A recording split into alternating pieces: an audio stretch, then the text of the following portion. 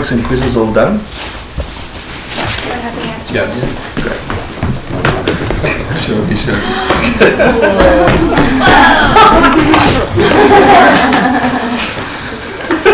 Score! That is true. What is it? Crouching Tiger, Hidden Dragon. Oh. Is it a mini you? Or is it child? Soon, I'm not quite all of the things John told us. Okay. So let's, thanks for coming. Is the temperature okay? Hot, cold, warm? A little warm. Danny? It's not the brown thing. Yeah. This one. Yeah, another one. Thank you so much. It'll start. Maybe 2. Yeah, I'm a little warm. So as we settle down, let's just think about what we left today and make a conscious effort in our minds to say you can create a different state of mind, and you've got an opportunity to do so in the next 2 hours. It's important because it forms a habituation that you can return to, just like meditation.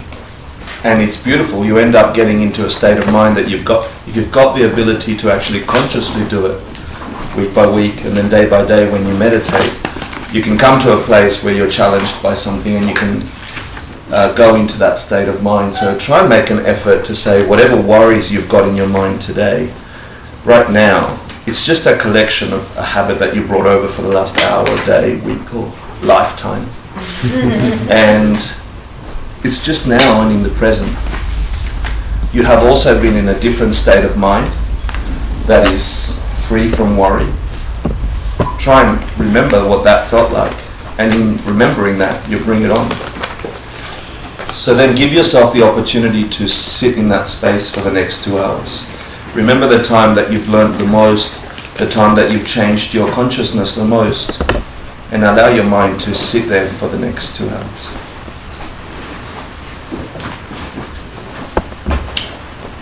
And if you need to, imagine the issues of your life physically out the door. It's definitely outside this space, and you can pick them up at any time.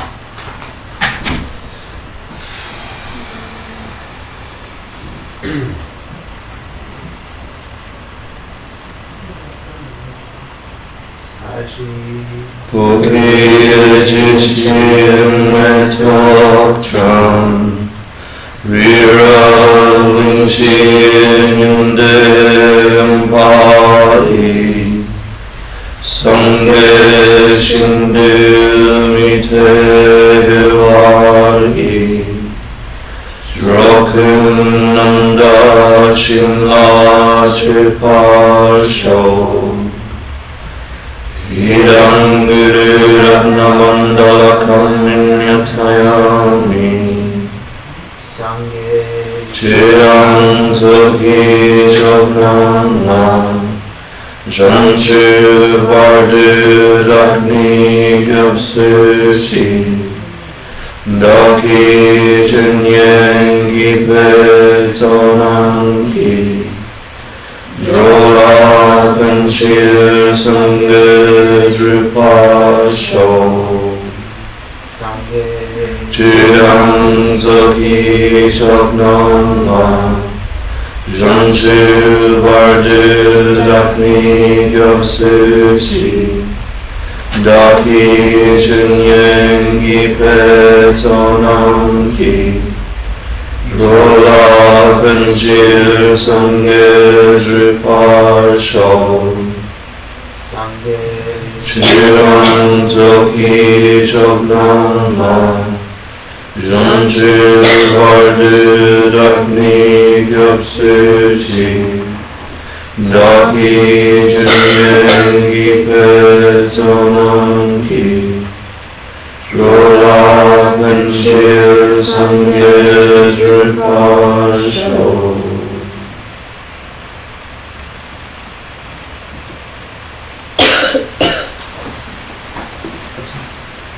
So take a comfortable seated position. We're going to do about a 7 to 8 minute meditation.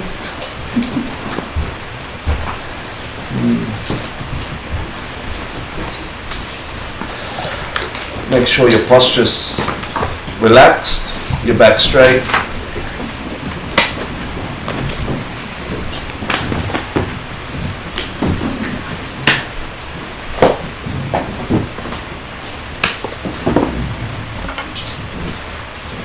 And start focusing inward.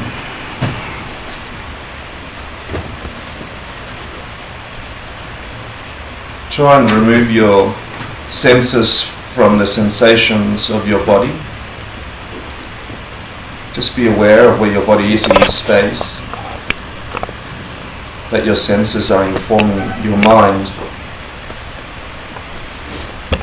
And just allow all the things that your mind is focusing on to fade until you come to the observer, the thing interpreting all those things. That you, that thing you identify as you. It's contained somewhere near your awareness.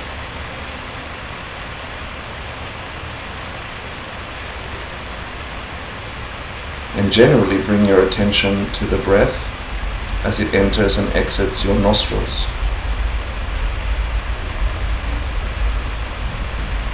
Don't control it, just be aware of it, watch it, feel it.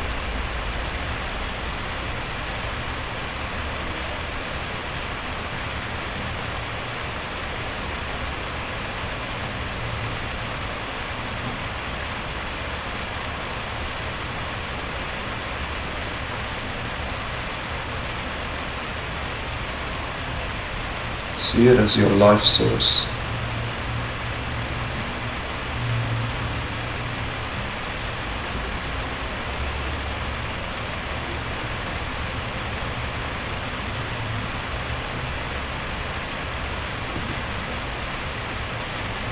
And check your motivation.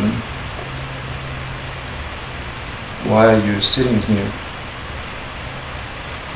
And be clear and honest about that motivation, whatever it is. Try and find it. The mind will tend to make it slippery for you, but find why you're here today.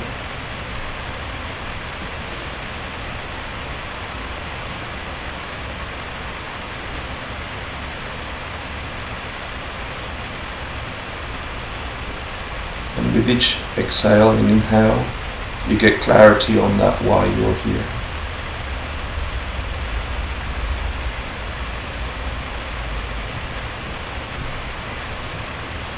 Until you find an answer. You might have several answers, but pick one.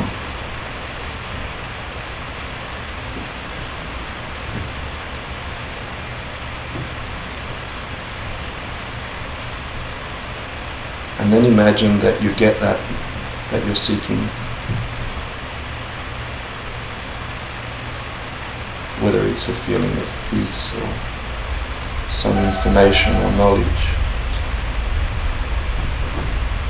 Whether it's a rest through the day, some insight, or to be close with friends. Whatever it is, just find it and be clear.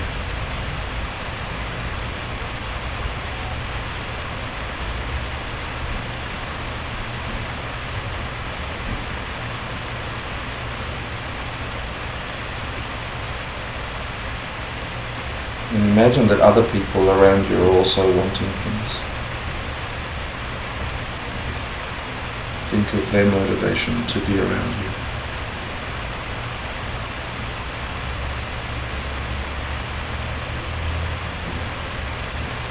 And wish for them to get that motivation fulfilled.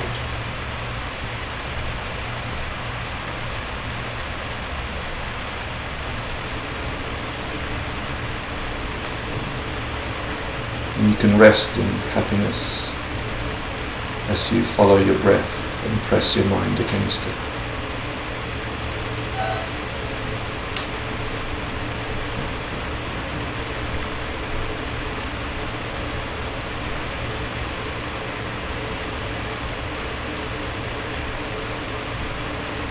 Try and maintain the contact between your awareness and your breath, your mind and your breath.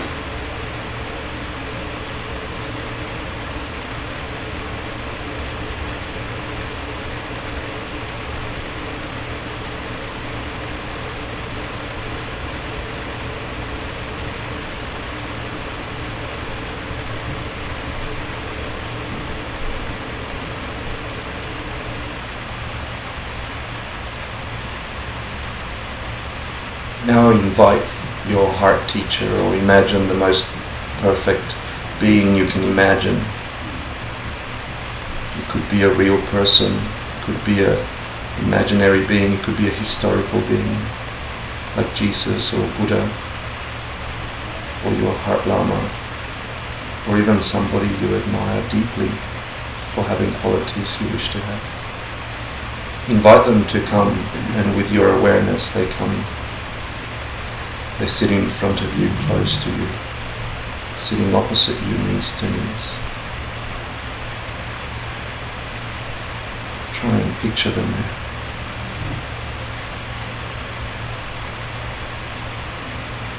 And notice a sense of joy in them for being close to you, and a joy in you for being close to them.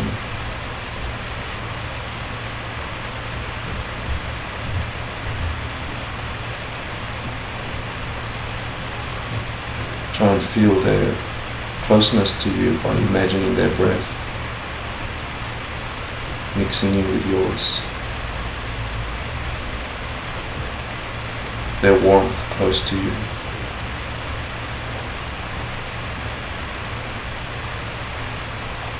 Maybe their hands are resting in yours, and you're close.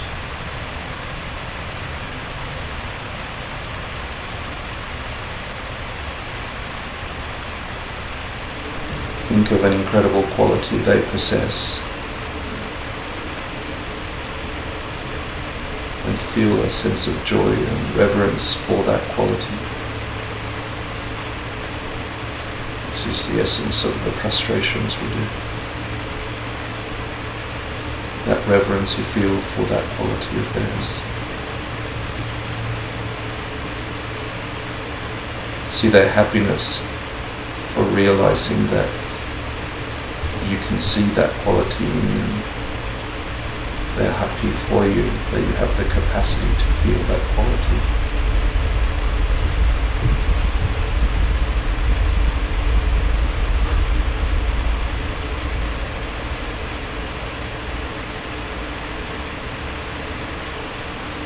Now think of something precious you did or you saw, and make them an offering.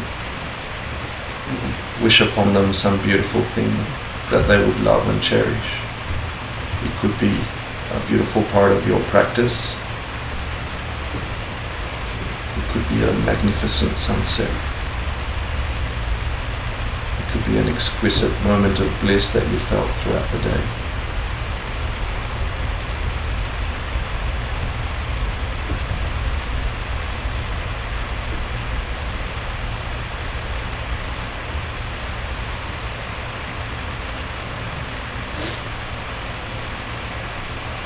Feel their happiness as they receive it,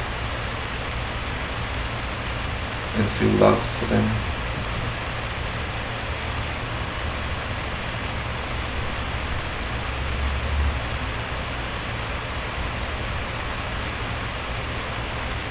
Now think of some obstacle or some frustration, some negative thing that happened to you today. You might have had a moment of anger or jealousy, some negative emotion that was out of your control, it seemed. And by living in that space, you created some negativity in your experience in the world for a moment. Try and generate a deep sense of regret for having added to the samsara we live in.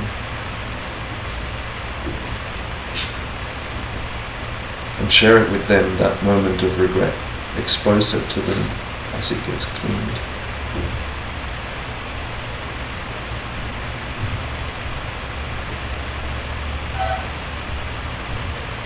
Make a commitment to try and avoid that deed in the future for a short time, or for as long as you can.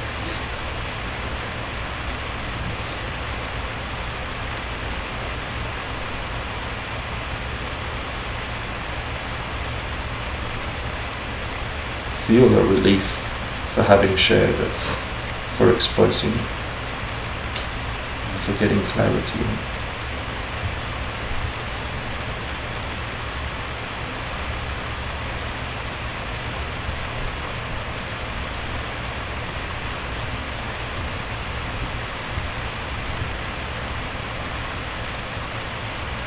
Now think of a beautiful thing you did, some precious part of your practice, some secret, silent deed you did to make another person happy,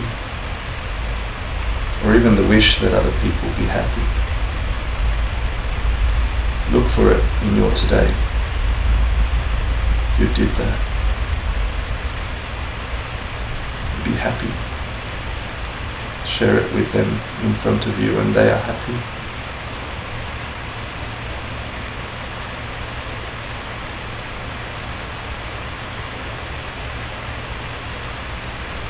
Really live in that space for a second or two.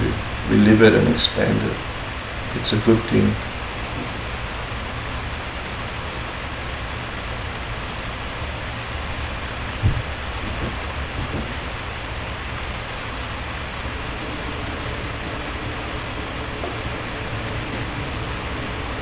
Now think of other people that you know that have done great things in the world today. They shared some small happiness with others. They fed someone. They loved someone. They talked to somebody. They filled their needs. And really find a sense of joy for the goodness that's happening in the world. You don't get to see it often, but it happens every day. Imagine it like dots around the globe of people doing beautiful goodnesses for each other, having wish for love for each other. Imagine how voluminous that is around the world. And feel joy.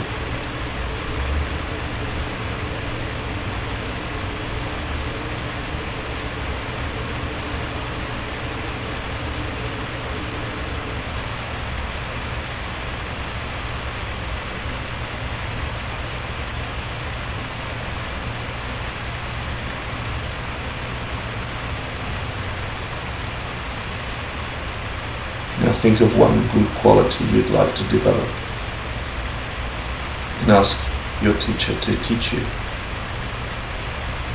Even if they're not around, they appear in your mind, in your memory, in your heart, to highlight the moments you could learn how to become that. They lean forward towards you and they agree. You feel the confidence that you can develop those good qualities you see in them.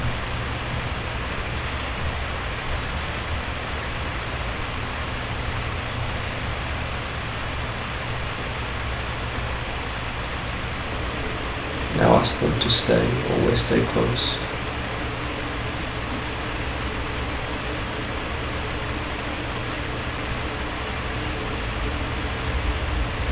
Until you reach a space where you have those qualities you see in them and more.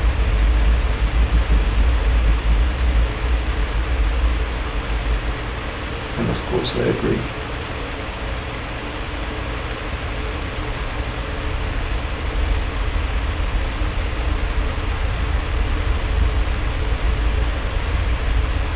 And as they do, they start floating up to a level just above your head and shrinking down to the size of a thumb, getting brighter and brighter. Every good quality in them becomes light. And you feel them just above the tip of your head. Every good quality just sitting up there in light. And I'd like you to hold that for a second or two. And with that wisdom in your proximity, I'd like you to remember the last time you were deeply in love.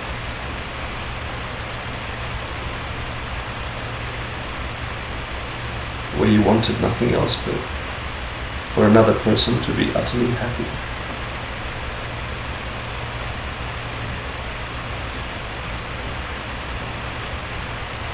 Allow yourself to enter that space for a while. That freedom and that expansion that you have in that feeling when you're in love.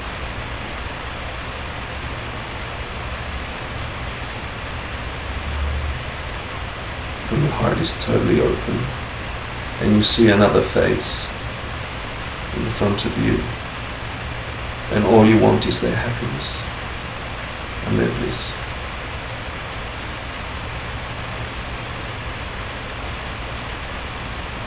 And imagine that you can give it to them and that they feel fulfilled utterly and completely. That they feel the extent of your love and they accept it and they are happy.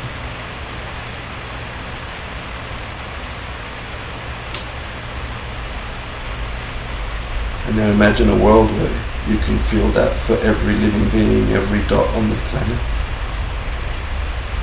without any prejudice, any reservation,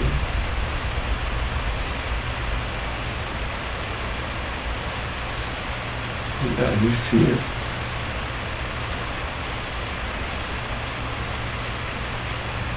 That everyone feels the same for each other.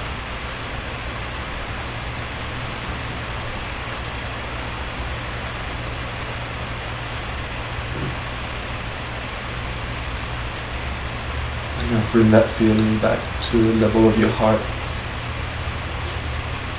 and keep it there.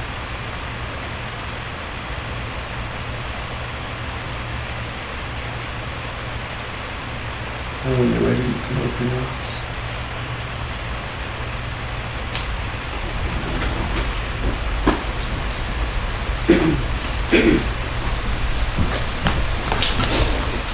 Thank you.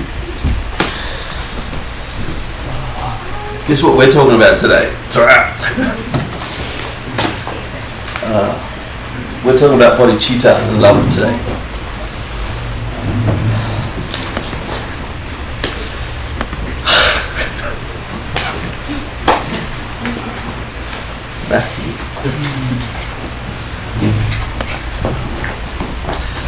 How's everyone feeling? You can talk now. Good, thanks. So, because we're on class 7, yeah, and we've got 4 more classes to go, and we just had some amazing teachings over the weekend on bodhicitta and love. It's just so appropriate that we should cover that today. And we're going to cover one half of the idea of bodhicitta. But before we do, we'll do my favorite thing, which is to review everything you know.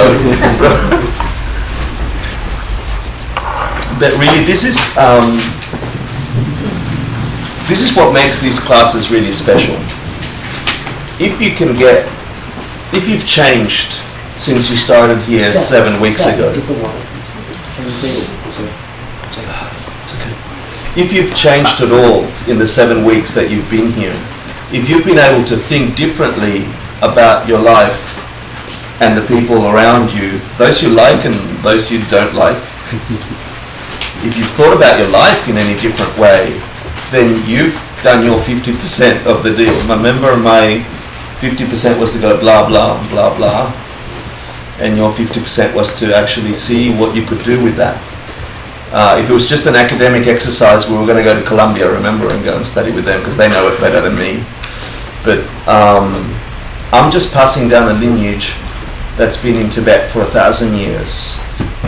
And I've been really fortunate, like have many of you, to not just get the intellectual understanding of these incredible teachings, but to figure out how to alter your experience of living on this planet. So let's see how we go. Do you remember class 1 what we learned? What's the text we're learning? And I want your feedback. Lola? The Lamrim Chemo is not what we're learning, but it's good. It's a summary of the Lamrim Chemo. Lamtso Namsum, yeah, which means? 3 principal paths. Who can tell me the first of the 3 principal paths? Matt.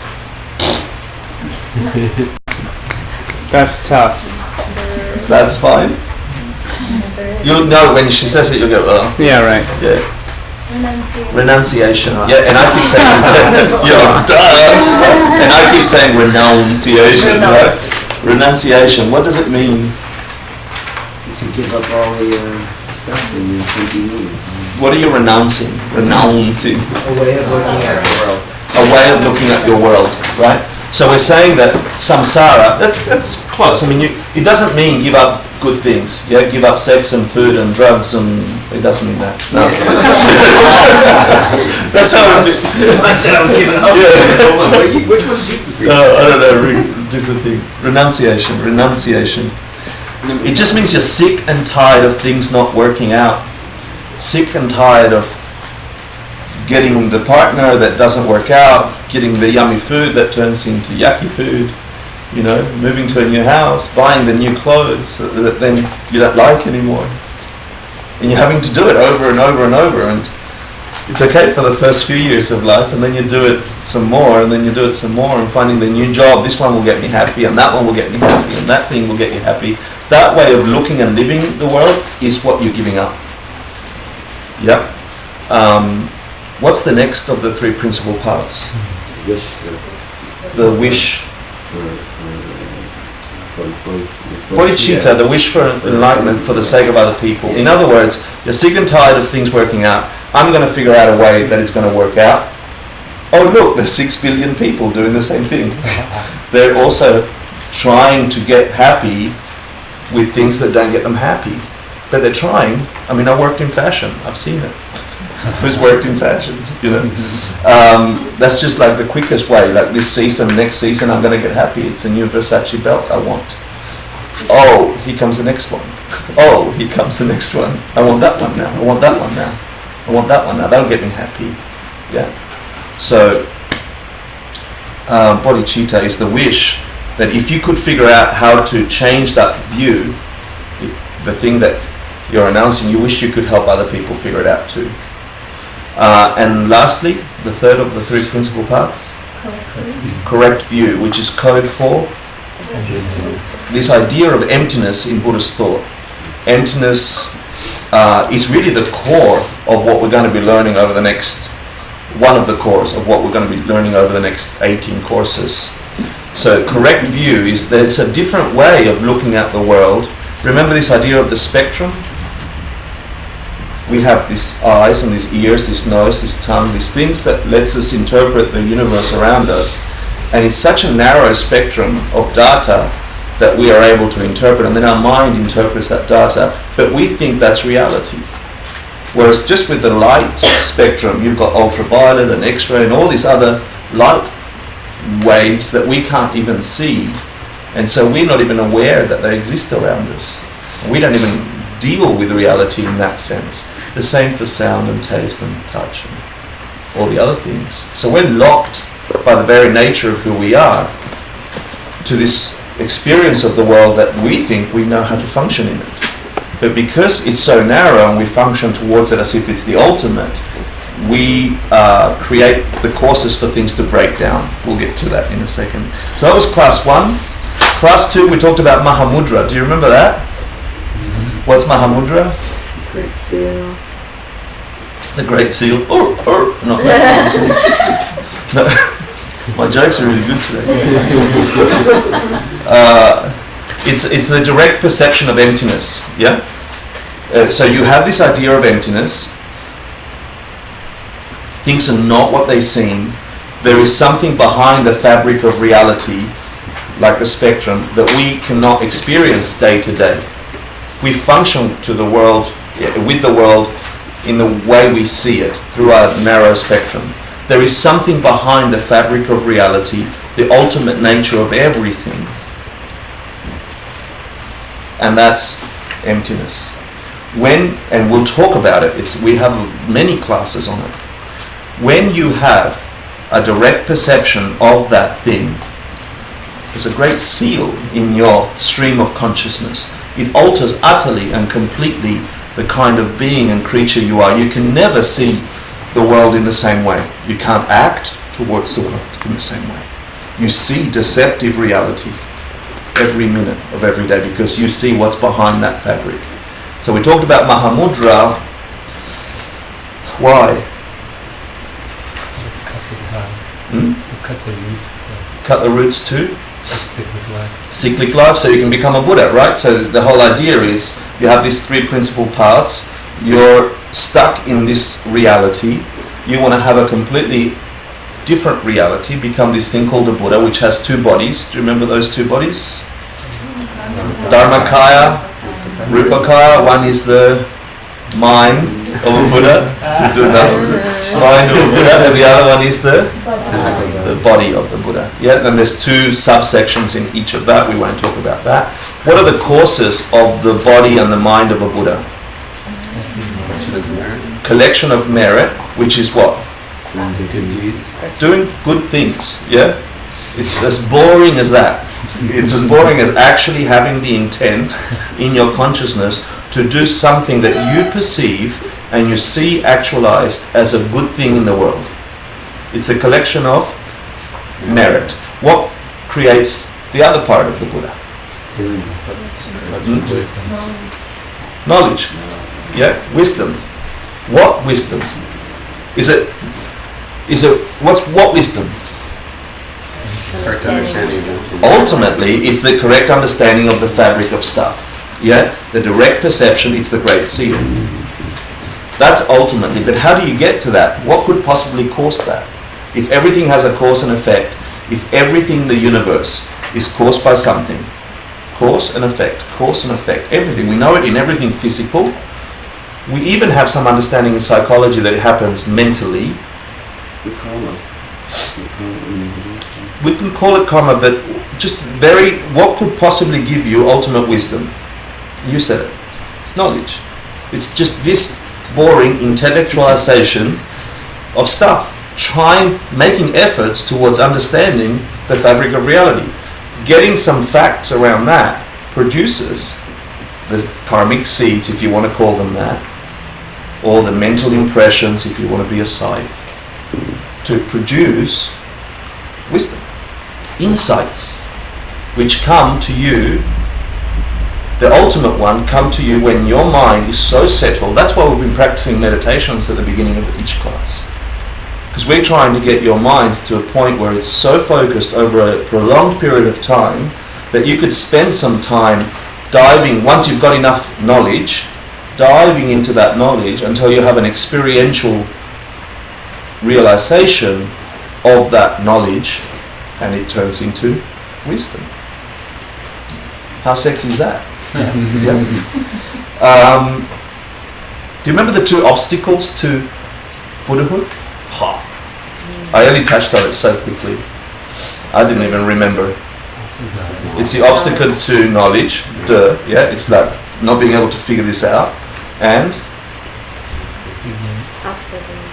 obstacles to removing bad thoughts. Yeah, cool. Ignorance. Thank you. And then on class 3, let's see how you're doing on class 3. How to take on a teacher. Remember that? There were 10 qualities of a teacher, all of which I am absent of, remember? But this is all you get. But we were really fortunate this weekend to have somebody who could explain these things better. What was the first of the qualities? I'm going to make you do it. What's the first of the qualities? Morality. Huh? Dua. Oh wow, you remember the Tibetan? I don't remember that. Durwa, yeah. Which is they've tamed their mind. What does that mean really? So They maintain a perfectly ethical way of life. yeah. And in my case, you can just remove the perfectly. You can say they make efforts to. But you know, why would you go and learn from somebody that you haven't had an experience of them being tamed, taming their own mind, being able to bring in some ethics into their life, treating people with love and kindness, not stealing. I mean, it's just, what is it? What are the 10 non-virtues? No killing. Steal on our property, sexual Yeah. purity. Blah, blah, blah, blah. You yogis know it in all the blah, blah. It just means being good. I mean, in Christianity, we have these beautiful 10 thou shalt nots, right? I used to think that was so stupid when I met Buddhism after having rejected Catholicism as a child. My mum was going to be a nun. I'm like, what a nun were you going to be? You had 4 kids at the end of the day. But I rejected that whole philosophy of ethics because I associated it with a priest who tried to force me to make confession. And I'm like, I got nothing bad to confess. I'm 10, I wasn't even 10, I was 8, And he's like, you must have done something bad, my child. I'm like, I didn't. I was playing. I was really angry at him. I was really angry at the priest. And I remember sitting, have I told you this story? Am I boring? No. I remember sitting in the confessional for the first time, in Spanish, so I won't do it in Spanish, in Argentina. And buenas noches, papá. No.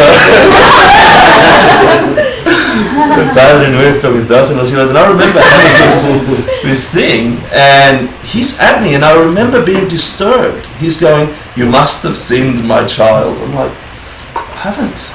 I thought I was just playing. My life is happy. I didn't do anything bad. And he's like, no, you must have. You're a sinner. I'm like, I'm not a sinner. F off. In my mind, I'm not a sinner. And so he tried to convince me, and then he gave me options. He goes, did you do something bad to your mother? I'm like, no, I love my mom.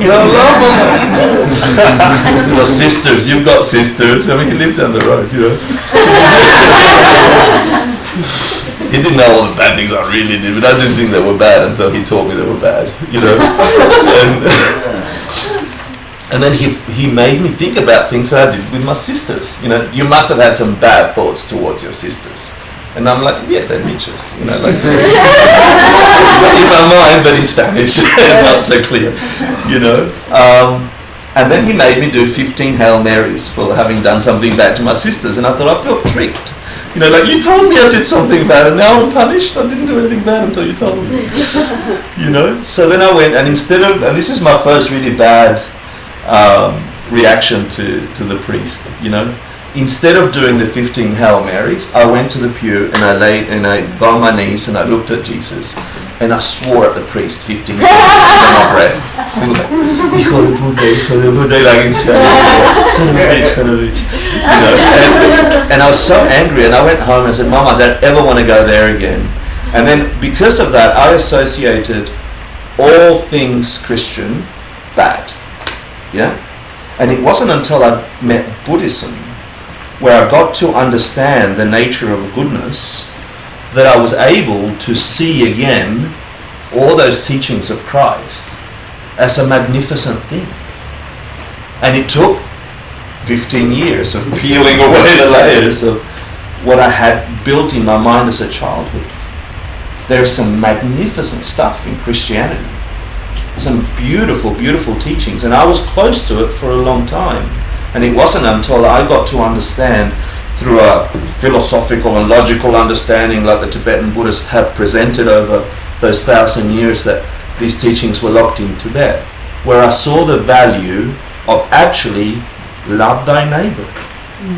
Just love somebody. Do unto others. And even saying it in those Christian words, my mind has some resistance to it, because of all the damage I personally did to that mindset, which is what I had to break up. If you think about it, you want to be happy, make other people happy. It's so duh. It's so duh. That you should create an awareness, an intention in your mind that is what becomes your experience of the world. Love people. You want to feel love? Love people. It's so simple. So it wasn't, I don't even know what I'm talking about now. Anyway, 10 qualities. Woohoo! They were in quality number 1. We're leaving at 9 o'clock tomorrow morning. Let's quickly go through them. What's the second one? Peace. They're at peace. What's that mean? They're able to... Did you notice that? That was me not concentrating. That was beautiful. You all didn't concentrate. Get on with it. No. Ability to concentrate, meditative concentration, the capacity for them to focus, and hopefully will focus your mind to such a degree that it's a laser on virtue, on an incredible object like the ultimate nature of things. I don't know, I look at you, Michael, when I say that. What's the third one? High peace. High peace. Thank you for remembering. What does that mean? Understanding of emptiness. They have an understanding of emptiness, and let's just say intellectual understanding for now of the ultimate nature of things. Things are not what they seem. That mistake, original sin, is what causes us to suffer. If you could figure out the ultimate nature of things, you would be figuring out how to remove all suffering from your world. And I keep pointing out the wall. What's the fourth one? Scriptural knowledge. They have knowledge that exceeds that of their students. Yeah? So you should go and learn from people that know more than you. Please. Yeah? So half the room leaves. Spiritual qualities that exceed that of their students. What's the fifth one, sorry? Make great efforts. They have joy. Yeah? In making efforts to teach. Yeah, sorry. Rich in scripture, we talked about. Spiritual qualities that exceed that of the student. Rich in scripture, meaning they understand these sacred ideas not as a memory thing, but as an internalized thing. Any monkey can read letters if you teach them. Yeah? But you've got to figure out how to make them real. How to wake them up in your heart so you can have a difference. Master instructor means they have the capacity, they understand the capacity of the students and are able to teach to their level. Image of love, do you remember that? Yeah? So you should have, what is it? Sawedda. Nice. And they never get tired of teaching, right? Even if they have to say it over and over and over again. Thank you for the opportunity. Every beginning of every class. Class 4, we said what makes an authentic student and authentic Dharma. What's Dharma? Teachings. What's also a Dharma? It's an existing thing. What's the ultimate existing thing? Dharma. The ultimate Dharma. The ultimate nature of everything. Emptiness. Correct view. Wisdom. All those things are synonyms for that thing which we're trying to find. If you find that thing that lies behind the fabric of what you're experiencing through all your senses, you've reached wisdom. That's what wisdom means in Buddhism. It means you've had an intellectual or an experiential understanding of what that thing is that lies behind the fabric of reality. There's something making this come up. When you get that, when you understand it, you then know how things come about, which means you can produce the hell you want with your life, which should be happiness, love, and all those things that make you happy and others happy. It's magnificent. So, what's 3 characteristics of authentic Dharma, good Dharma? Spoken by a realized being, yeah? Buddha. What was that? It's been vetted. So masters throughout history who have insight into these things have cleaned them out of what? Cleaned these teachings out of temporal mistakes, right? So every generation we add our own stuff, and I've added a bunch of stuff that probably shouldn't have been in here, in the last 7 classes. So when you become masters, as I know some of you are, please clean that up.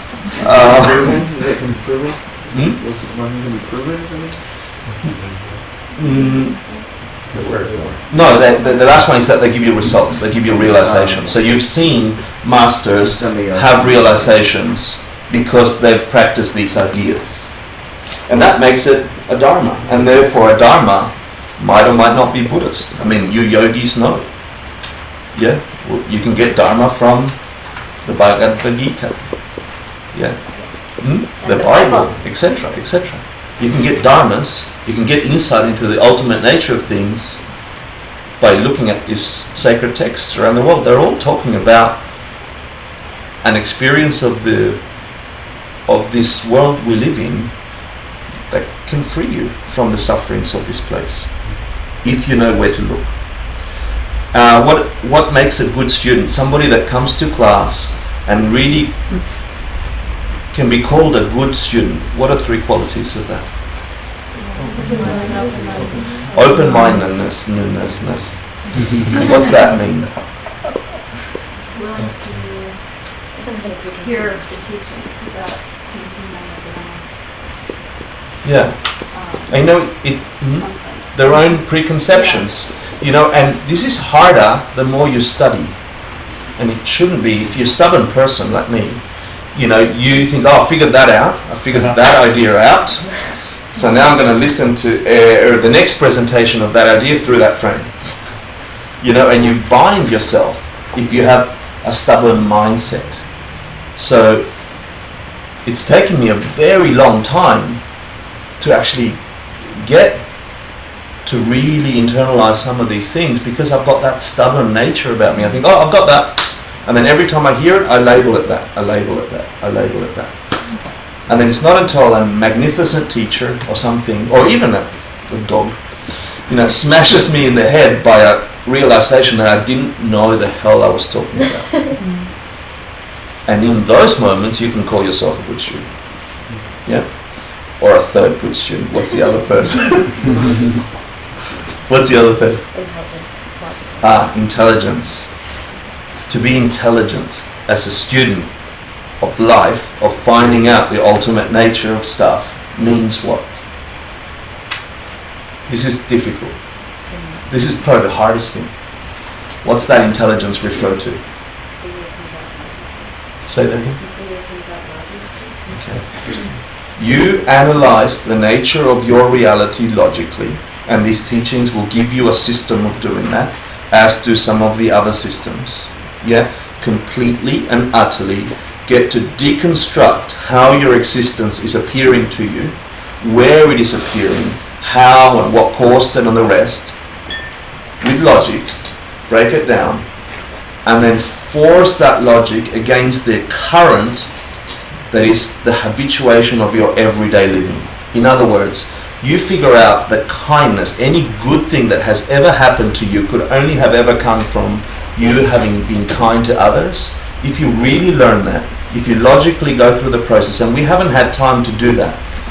We've touched on karma, but we haven't really done that to a depth that we should have. Once you get that logically, you say, there is no goodness that can come to me without me having imbued my actions, thoughts and speech with goodness. Never.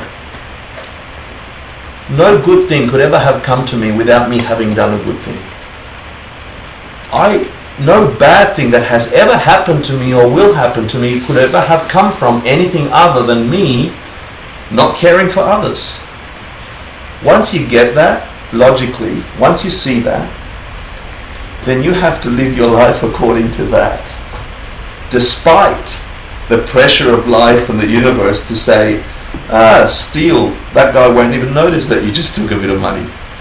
Lie to somebody, even if you care for them, if you just tell a little lie, they won't know, they won't get angry at you, and you'll get away with it. It's just a little while lie. And if your intent is imbued with that darkness, as you're interacting with somebody, that will give you an equal and opposite result, just larger.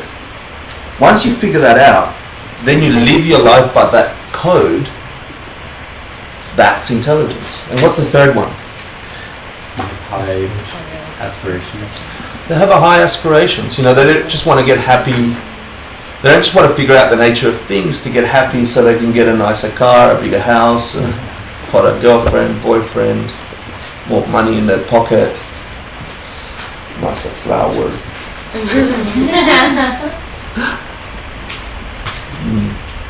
Good bubbly water, etc., etc. So that was class 4. Thanks for putting up with this. Are you all really, really hot, or is it just me? Not that I'm really hot. You're hot. Thanks. Thanks.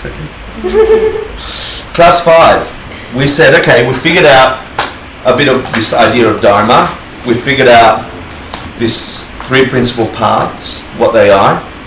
And then we said, how do you stop desire for the seemingly good things of this life that turn to crap, right? How do you stop the ignorant desire for getting things that we keep having to get over and over and over and over again? So in class 5 we talked about what samsara is. Renunciation is renouncing and rejecting this state of samsara. So what's samsara? Cyclical life is Birth, one. living, death, Forced to same be shit, different day. Same shit, different day. Good. the condition where we're forced to take on this full world. We're forced to take on a condition of these Impure heaps. impure heaps. So what are heaps? Our body and mind. 5 parts of a person. What is it? 5 parts of a person. 5 parts of a person. Yeah, thank you, Jamie. In Buddhist philosophy, the idea of a person is grouped into 5 parts: consciousness, physical form, and these divisions of being a being are called impure because they are imbued with ignorance, with this thing that keeps breaking down. And so beings, every being you lay eyes upon or you can possibly imagine on this planet, from an amoeba all the way up to the happiest, most wealthiest multi-millionaire with their own private jets and islands, have these impure heaps which are forced to go through some sufferings. The first one is the suffering of birth, then of sickness, aging, and death, right? So there's not an animal on site, not an insect on site, not anything that comes here that doesn't have to experience those things.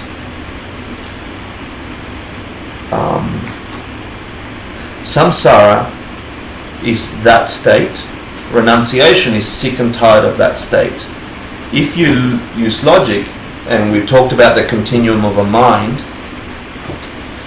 and I don't want to prove past lives again or now, we'll talk about it another time. It is just logical to realize that this is not the first time a mind like yours has been stuck in a body like this, or something similar.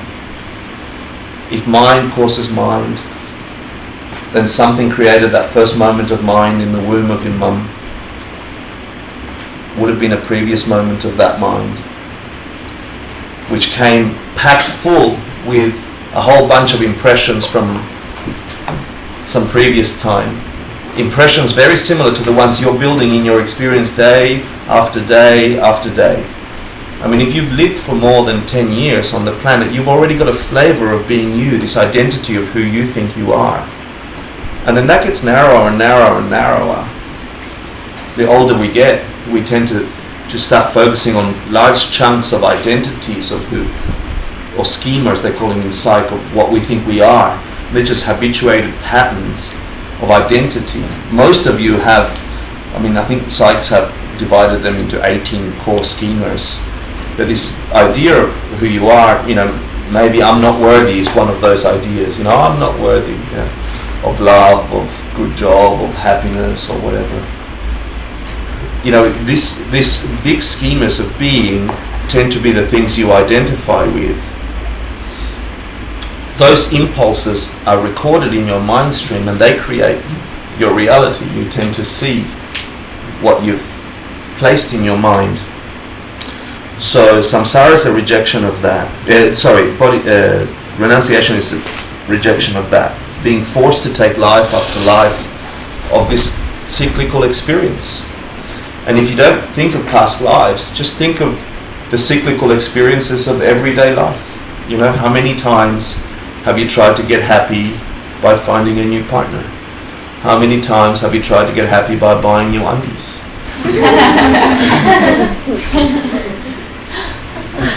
How many times are you still trying to get happy by buying new undies? That was more for me. So to try and remove this sense of desire for the things that don't work in this life, because if you do that, then your mind is open to finding it in other places. We had 2 meditations, remember? Leisure and fortune. Thinking constantly about our leisure and fortune.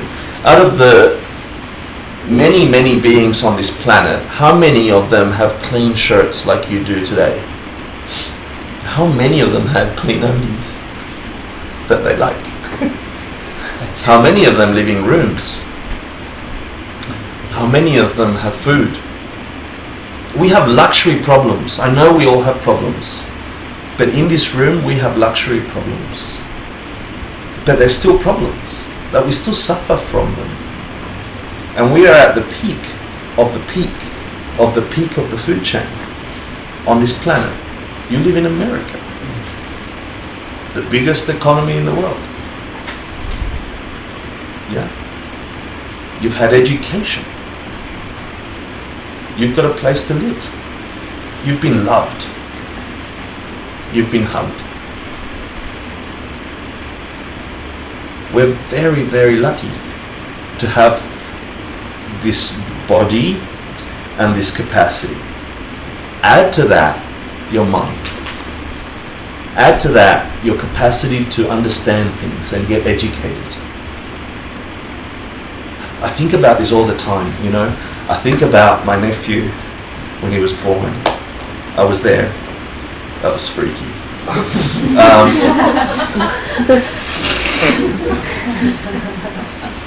And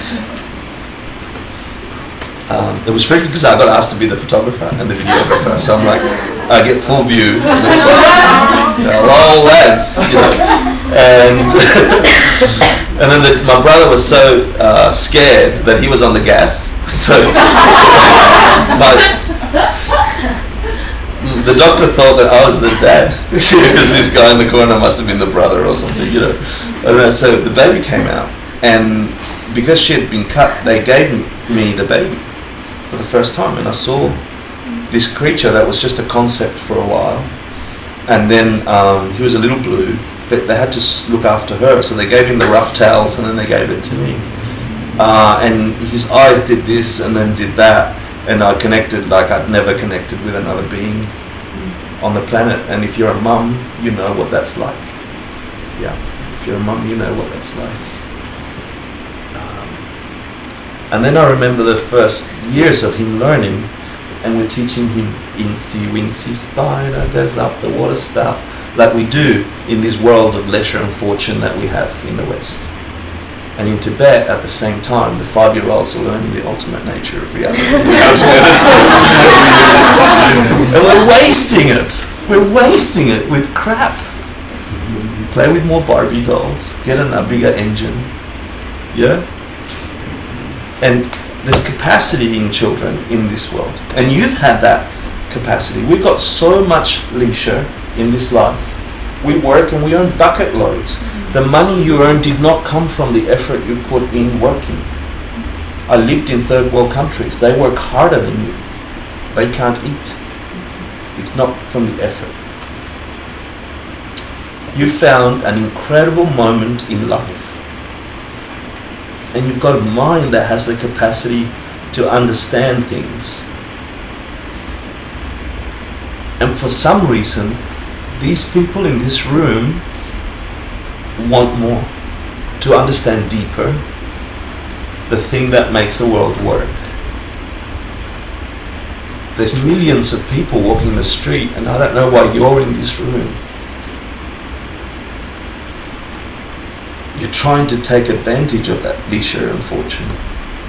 But we're not many compared to all the other pleasures we can get outside this place.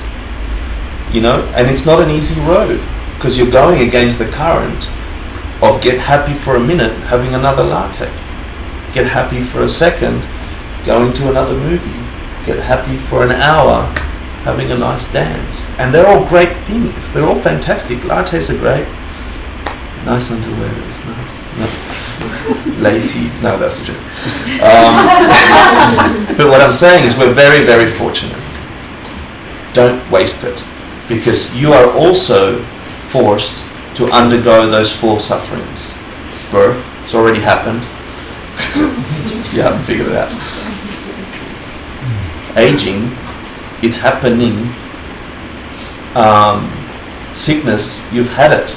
This funny equilibrium we try and keep between health and non-health. All through our lives, we're trying to come back to health, come back to health. It's always close by. and death. I mean, we don't talk about it in the West, and we talked about it a little bit in class.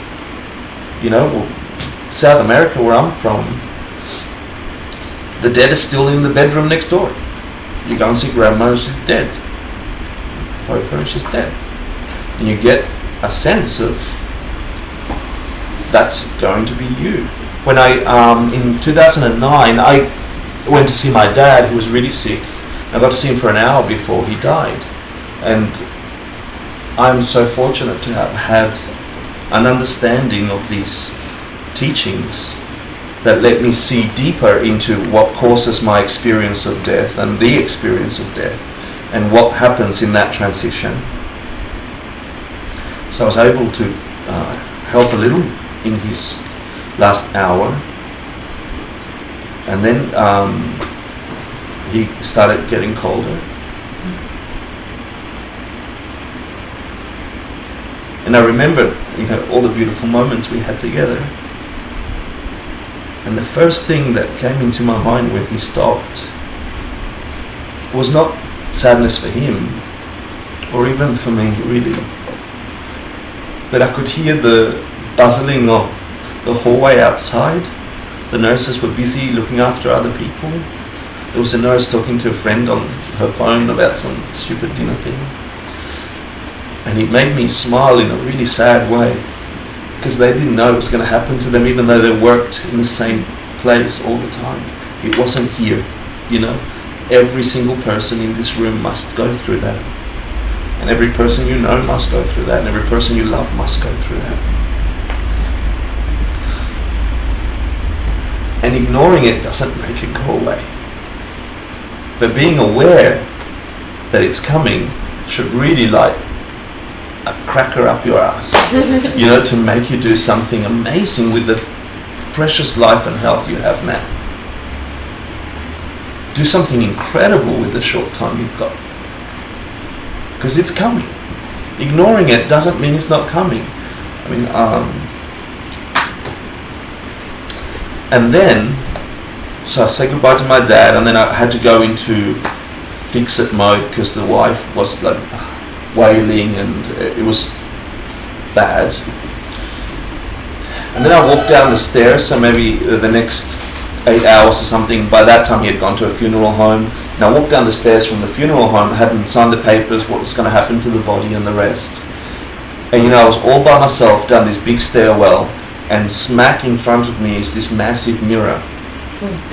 And I see my dad's face in the mirror in my face. I look like the old guy. And I thought, I'm the last guy on the planet with that same face. He was the big dude with that face. I'm next. And it really hit me for the first time really seriously that we are just temporarily here. Leisure and fortune. Don't screw it up. Yeah. The next one is the inevitability of our death, which I've just covered in detail. Yeah. Think about it. It's worth thinking about. If you really want to turn your life alive and meaningful, think about these things. There should be an impetus for magnificent results in your life. And then we talked about the 8 worldly thoughts, or 8 worldly dharmas, things we can't avoid, which were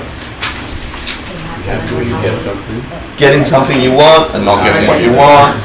And everybody has to go through these 8. I won't go through it. Last week we talked about the principles of karma, so I want to start here, because we rushed last week because I did a lot of review.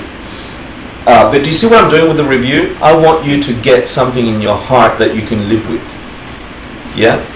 And whatever you're getting is your 50%. I know that there's a ton of different interpretations in the room already. My job is to pass to you the information that was passed to me without too much of my stuff, without tainting it with too much of my stuff. My job is to say, here is these 3 principal paths.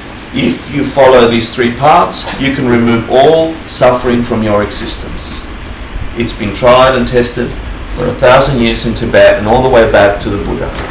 It's the teachings of the Buddha. And then, once you understand it, you can see it in the teachings of all the other great traditions. So, karma is the other essential component. We talked about emptiness as an essential component. Understanding that intellectually will lead you to an experiential understanding of emptiness, which is the ultimate nature of things. And karma, understanding the correct view of karma, not the Western wrong view of karma as bad luck or it's your fault or any of those things, is the other side of that coin. So what are the 4 laws of karma that we talked about roughly last week? It's definite. What's that mean? Good produces good, bad produces. Yep. I mean, it's as simple as that, and that's the first logical thing. I call it gigo, right? Good in, good out, garbage in, garbage out. And it's because your mind is such a supple thing, every impression that goes through your mind, you will be forced to experience. Every intent, you will be forced to experience. Guaranteed. What's the next thing? Karma grows. From little seeds come big potatoes. Yep. Big fruits. So the more it sits in your mind, good or bad, the more it gains momentum and gains momentum. We are living in an ever-expanding universe. Why wouldn't these perceptions also be expanding? You know? Well, it's a Monty Python song. The only one. The only line I know. Just a question. Whenever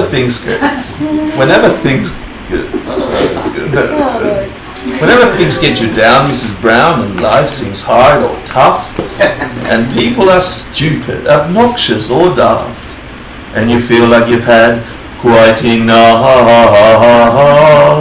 just remember that you're standing on a planet that's evolving and revolving at 900 miles an hour, and then they go through the whole cosmology all the way to a big expanding universe. Don't forget that song. Yeah? We'll do it at the break. So karma expands. Karma expands. Every single action of 3 vehicles. What are they? Mind. Every thought you have. So catch your thought right now. That thought. Everything you say and everything you do. So thought is the driver to what you say and do in the world. All those things are impressions. They're karmas. They're actions. Karmas. Every single one of them, without exception, since you were birthed to now, recorded in your mind, cause your reality. And they are forever expanding. That intention to the bad priest that I had, that created an impression in my mind that took years for me to pull back. That tiny little crappy intention, swearing at the priest 15 times, created a colour in my mind that was difficult to undo. Like putting tea in water. Undo that. You know? It's hard. The good news is that the opposite is also true. Every goodness, every moment of love. And you see your mind, whenever you habituate yourself to sit in one or the other. I mean, in that meditation, I hope you had a magnificent sensation of love if you were capable of going into that space. Just returning into that colour, habituating your mind to live in that space, allows that to grow and grow and grow. The others are still growing. Yeah, but if you're in this ground, fertile ground, that's what you tend to experience more and more. The more positive gigos you put in, the more positive gigos you'll experience. So karma expands. Imagine them like a garden growing in your mind. Weeds and flowers, black or white, however you want to do it. But don't think that every moment of your experience isn't creating your next experience. It's silly to think that in the West we believe in science, cause and effect. Every action has an equal and opposite reaction, except what I think, except what I say, except what I do. Everything else does, except human minds. It's crazy. But because we weren't taught that at school, we don't even see it as a possibility. They didn't teach me that in science, so I don't believe it. We're totally prejudiced. Totally and utterly prejudiced. As are other people on the planet with their truths and their belief systems. We just have our own belief system that somebody put in your head, Incy, Wincy, Spider, went up the water spout, ever since you were birthed. And we believe that's true. whatever we were taught. Are there any rules or guidelines that govern the time frame under which karma develops? Because obviously there's an appearance, at least, that it is very, shall we say, inconsistent or unpredictable with regard to the timeline, and that's why it's so. That would appear to be why most people kind of reject the notion of karma in the first place. Sure. What a beautiful question. Thank you so much.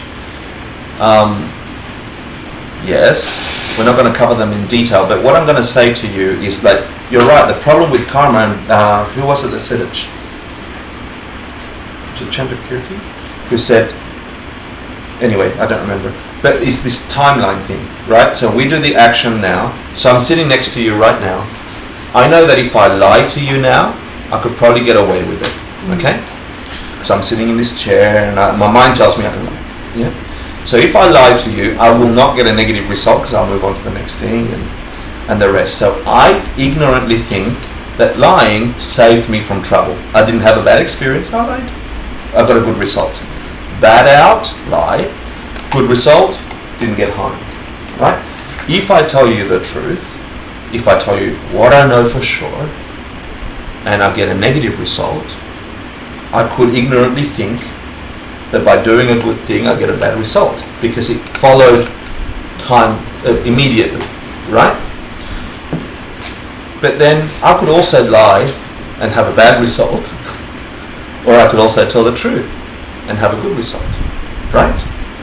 So those mushi musum, we did that, the 4 combinations, proves to you that things appear like they have no order in the direct experience. You go and lie to the boss because you've screwed up at work and you said, oh, it was the computer problem with the such and such, and they go, oh, you're so good, knowledgeable with computers.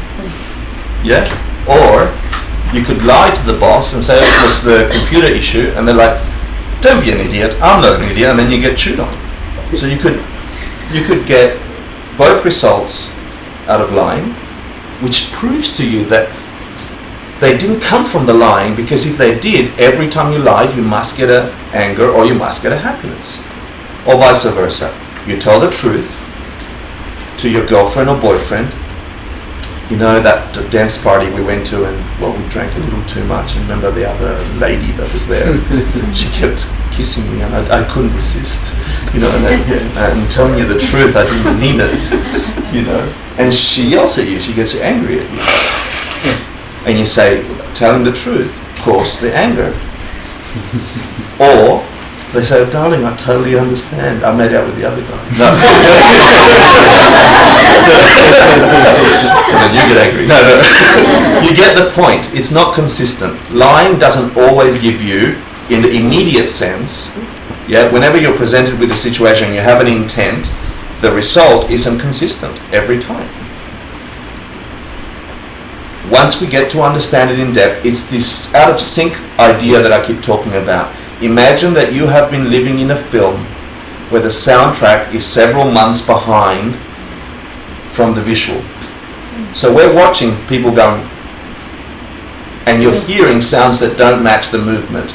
But we're so accustomed to it, because that's what we were born with, that we think that's okay. Because 80% of the time we think we've figured it out. When you understand wisdom, when you get to see the ultimate nature of what lies behind this crazy film we're in, sometimes it syncs up. That's called Tantra. The secret practice of Buddhist practice, where magical, incredible things happen, but you can't do that until you understand the very nature of all these ideas of karma and emptiness, the paths and the rest. You need to have a basis for that. But if you've ever had a magical experience, an incredible experience where you've had something informing you that the thing was in sync, I can't tell you too much today.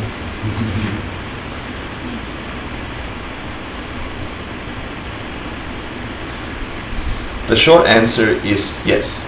Yes, there's some guidelines, and it's about having correct view. Okay? And then you can confirm it. Yeah. You're a very high practitioner. Can your result time shorten? Well, at some point you will. Is there such a thing as instant karma? At some point, yes, the Buddha is forced to emanate. If you become a Buddha, which you can, if you become Buddha, awakened, it's not like something removed from you. Yeah, if you're listening to the possibility that you can become awakened, there is something inside of you which has a seed that has the capacity to become awakened. A Buddha is forced to appear whenever they are needed or required by the very nature of instant karma for them. Yes, so they're still under the influence of karma, but the timeline thing is very different. Oh no, I'm very, very late. We haven't even started this class. We talked about the second quality of karma, which is it gets bigger. Hector? Yeah. If Hi. you don't have time, it's okay. I wanted to ask you a question, but if you don't have time, it's okay. Tell me a question and I'll tell you if it works with what I'm about to say, and if not, we'll do it on the break. Okay, because I grew up in an Indian Hindu family. Yeah. And in India, everyone's like, if you see anyone poor, because there's so many beggars and there's so many like street people, or if there's anyone with cerebral palsy, like a handicapped child, all your parents and like teachers and your aunties and everyone around you tells you they're like that because they have really bad karma. So when you're young, you grow up like, oh my god, you have really bad karma. Oh my god, you have really bad karma for all the people around you, right? But isn't that like wrong, because that's a wrong way of thinking about all the people suffering? You're always judging them.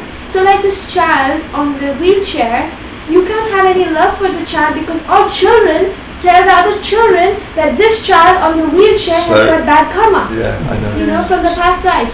So what I'm going to say to that for now is, what karma must you have to experience that creature in your world?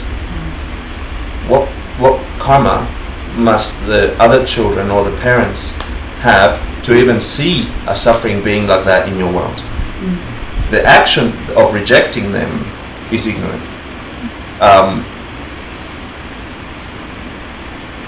You're forced to have an experience of suffering beings in your world, in wheelchairs with cerebral palsy and the rest. It's easy to point and go, haha, you're bad out there, separate to me. But the reality is that they're in your experience, they're in your world. Something is causing that in you. That's karma. So they could easily just point the finger back at them and say, but this is what happens when you get practices of spirituality that can alter your experience, knowledge that's deep and meaningful, practice for the sake of practicing. I mean, I see it in Christianity, I see it in Catholicism, I even see it in Buddhism. I went to Nepal and I told the story of the lady who was doing her water bowls with total ignorance. She's like, oh, it's going to give me good luck. I'm like, oh, it's going to give you good luck. And it's like that pointing karma. You got bad karma, therefore I'm going to treat you bad. Misunderstanding of karma. How are you going to treat somebody bad if you understand that karma is definite? You go, what goes in comes out. Why would you even treat them bad? Misunderstanding of karma. And it happens when it just becomes so habitual that you do the ritual without understanding. That's all I can say for this. Is that good? My parents don't see that. My parents don't see that. No, it's okay. But anybody, in any, sorry? It's a malappropriation of wisdom and a malappropriation of the definition. Yeah, and it happens in every wise teaching in the world. It happens in Islam, it happens in Christianity, it happens in Buddhism, it happens everywhere. It happens in Western thought. I mean, our belief system is science. We use science as an excuse to just make an atomic bomb, blow someone up.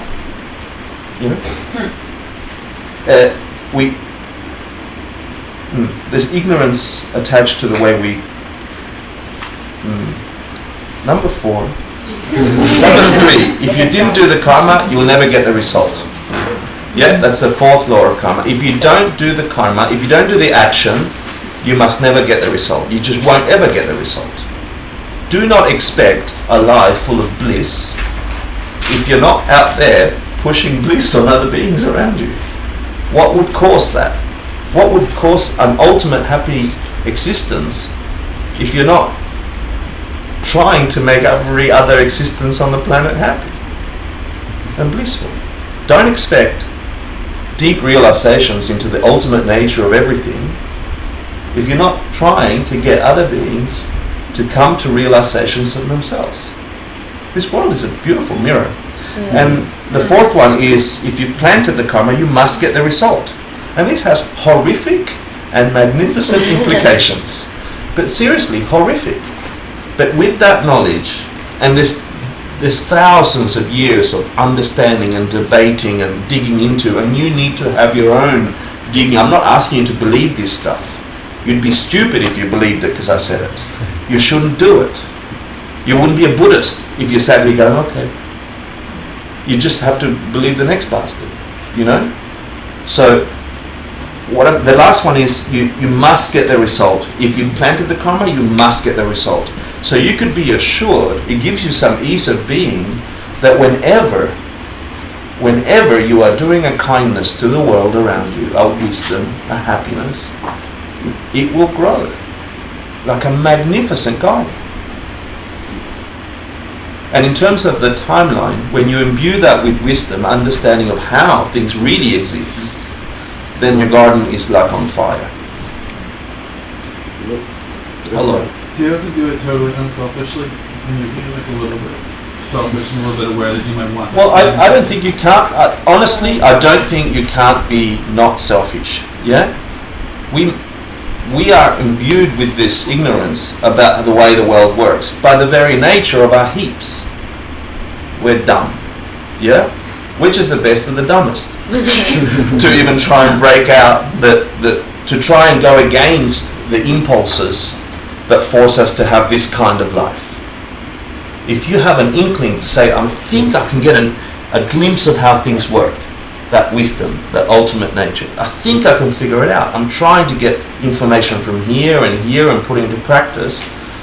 Of course it's for you to get free, for you to get happy. That can go away at some point, but ultimately renunciation is sick and tired for yourself, selfish. Yeah? It will get you to nirvana if you do it really well. Yeah? Bodhicitta is exactly the same motivation. Sick and tired of this. But look, all the other bastards, just like me, they're hurting. I wish I could do it for them. And that turns that thing alive, where you can get from a state of nirvana to a state of Buddhahood. And we'll talk about what that means another time. I'm so bad. We talked about, so do you get those 4 laws of karma? They're important. You need to reinvestigate them over and over, try and break them, try and think about them, really try and make mistakes with them. That's how you learn. Yeah? And then we said to try and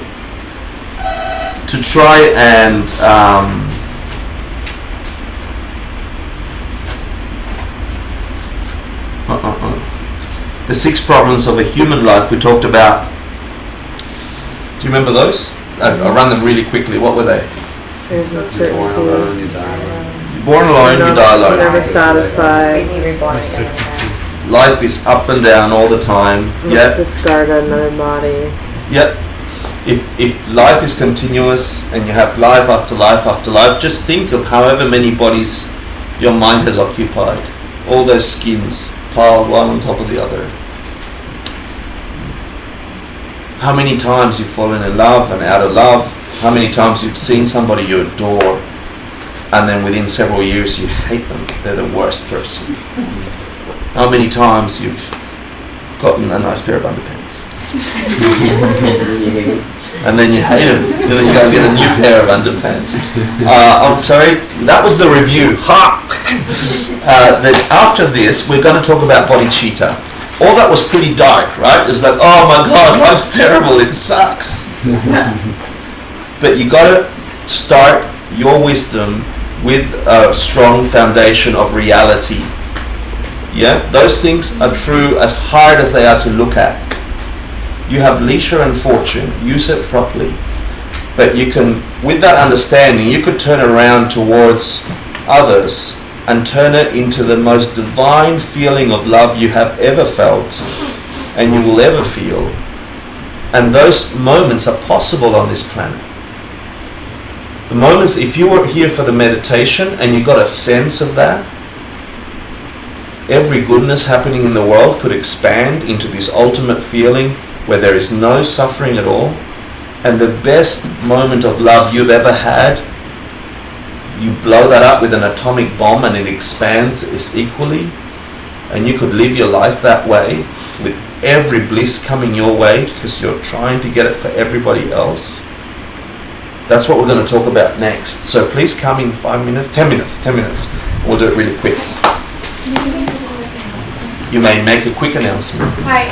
So Nicole Vigna, the Three Jewels, is going to be hosting the yoga of Lady Naguma next weekend, 14-15, and it's here. And I'm sorry I didn't get the chance to print it out in time for the flyer, but I'll give you my email, and if you're interested, contact me. We really, Geshe says really clearly, I don't know for those of you who were at any of his teachings the last few nights, but this is his main yoga practice that he's out in the world teaching right now, and it's gentle, it works on the subtle body.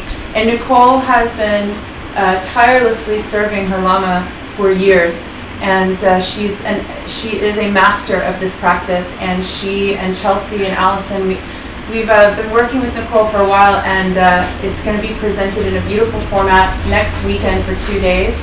The way that and Akash, Venerable Akasha will be here as well.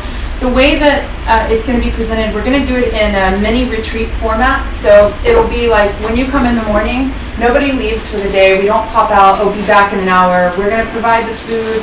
Everything will be here so you can be here, and we'll keep the psalm, the boundaries of what we create really close and tight to get the energy going. And by the end of the weekend, you will all be able to take this practice home with you and work with it in your daily lives and help others. And so for those of you who are interested, please see me, because we would love for you to come. It's a beautiful practice, and it's the... Oh, she's here, by the way. Yeah, that's over there. This is your teacher. Yeah, it's a beautiful, beautiful practice, and it's the yogic way of getting... you have to come at this understandings in 2 ways, from the physical and from the mental. So I highly encourage you, if you have an inkling, please come. She's an incredible teacher. So let's meet here at 10 past, please. Thanks for coming. Hello. Just say something bad about me. My face is like totally off. Thank you.